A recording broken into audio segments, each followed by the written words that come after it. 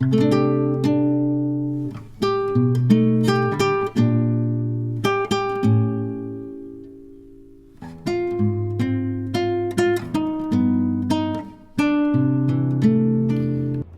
mapagpalang araw po sa inyong lahat. Ngayon po, April 4, 2026, Sabado. At ito po ang ating unang pagbasa para sa ating magdamagang pagdiriwang sa Pasko ng muling pagkabuhay. Ito ay hinango mula sa aklat ng Genesis chapter 1 verses 1 up to chapter 2 verse 2. Nang simulang likain ng Diyos ang lupa at ang langit, ang lupa ay walang hugis o anyo.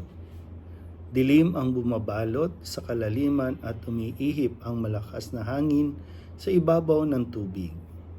Sinabi ng Diyos, magkaroon ng liwanag, at nagkaroon nga. Nasiyahan ng Diyos nang ito'y mamasdan. Pinagbukod niya ang liwanag at ang dilim. Ang liwanag ay tinawag niyang araw, at ang dilim naman ay tinawag niyang gabi. Dumaan ang gabi at sumapit ang umaga, iyon ang unang araw. Sinabi ng Diyos, magkaroon ng kalawakang maghahati sa tubig upang ito'y magkahiwalay. At nangyari ito. Ginawa ng Diyos ang kalawakan na pumagitan sa tubig na nasa itaas at nasa ibaba. Langit ang itinawag niya sa kalawakan. Dumaan ang gabi at sumapit ang umaga, iyon ang ikalawang araw. Sinabi ng Diyos, magsama sa isang dako ang tubig sa silong ng langit upang lumitaw ang lupa. At ito'y nangyari. Ang lupa ay tinawag niyang daigdig at karagatan naman ang nagsama-samang tubig. Nasiyahan siya nang ito'y mamasdan. Pagkatapos sinabi ng Diyos, magkaroon sa lupa ng lahat ng uri ng halamang namumunga at nagbubutil. At nangyari ito. Tumubo nga sa lupa ang gayong mga halaman. Nasiyahan siya sa kanyang ginawa nang ito'y mamasdan. Dumaan ang gabi at sumapit ang umaga, iyon ang ikatlong araw. Sinabi pa ng Diyos, magkaroon ng mga tanglaw sa langit para mabukod ang araw sa gabi. Ito ang magiging batayan sa bilang ng mga araw, taon at kapistahan. Mula sa langit, ang mga ito'y magsasabog ng liwanag sa daigdig. At gayon nga ang nangyari. Nilikha ng Diyos ang dalawang malaking tanglaw, ang araw upang tumanglaw sa maghapon at ang buwan upang magbigay liwanag kung gabi. Nilikha rin niya ang mga bituin. Inilagay niya sa langit ang mga tanglaw na ito upang magsabog ng liwanag sa gabi, tumanglaw kung araw o gabi, at magbukod sa liwanag at dilim. Pinagmasdan ng Diyos ang kanyang ginawa at siya'y nasiyahan. Dumaan ang gabi at sumapit ang umaga, iyon ang ikaapat na araw. Sinabi ng Diyos, magkaroon sa tubig ng maraming bagay na may buhay at magkaroon din ng mga ibon sa himpapawid.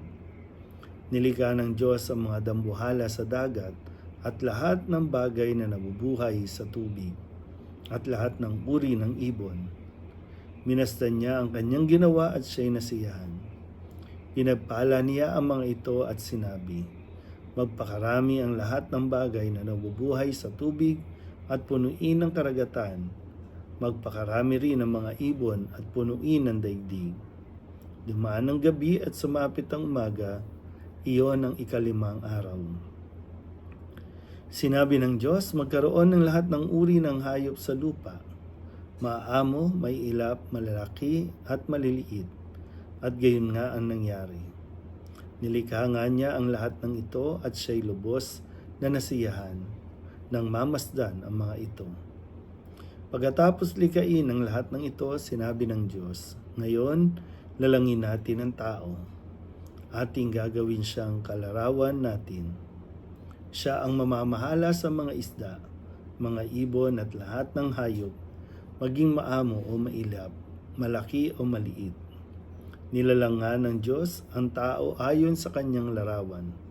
Numalang siya ng isang lalaki at isang babae at sila'y pinapala.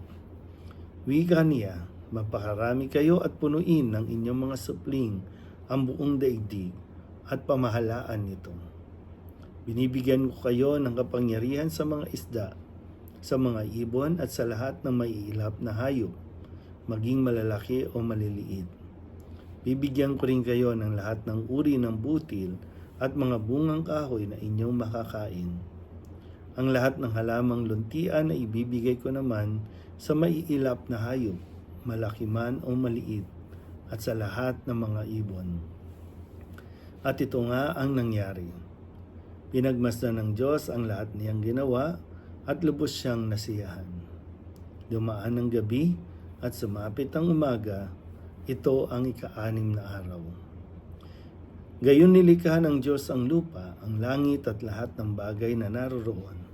Sa loob ng 6 na araw, tinapos niyang likhain ang lahat ng ito at siya'y nagpahinga sa ika-7 araw. Ang salita ng Diyos. Muli po, isang mapagpalang araw sa inyo pong lahat, Sabado de Gloria.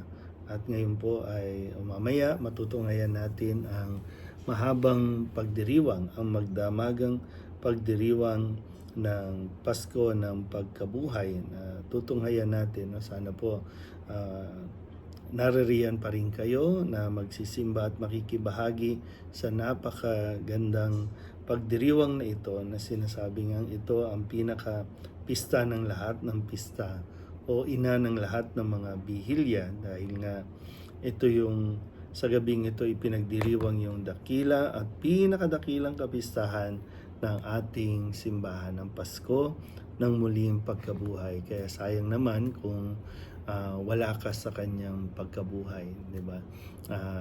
Kung sinamahan mo siya, sinalubong mo noong linggo ng Palaspas, sinamahan mo siya sa kanyang huling hapunan, sa kanyang pagpapakasakit, so nararapat lamang na sa kanyang muling pagkabuhay ay naroroon tayo upang ating pong balikan at tunghayan ang pagkilos ng Diyos na sa simula't simula pa siya na rin ang gumawa ng plano, ng paraan kung paano tayo maililigtas. Kaya nawa po, magkita-kita po tayo sa bawat simbahan.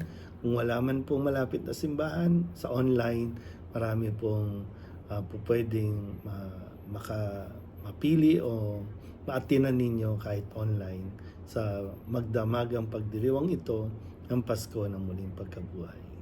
Muli po, isang mapagpalang araw sa inyong lahat.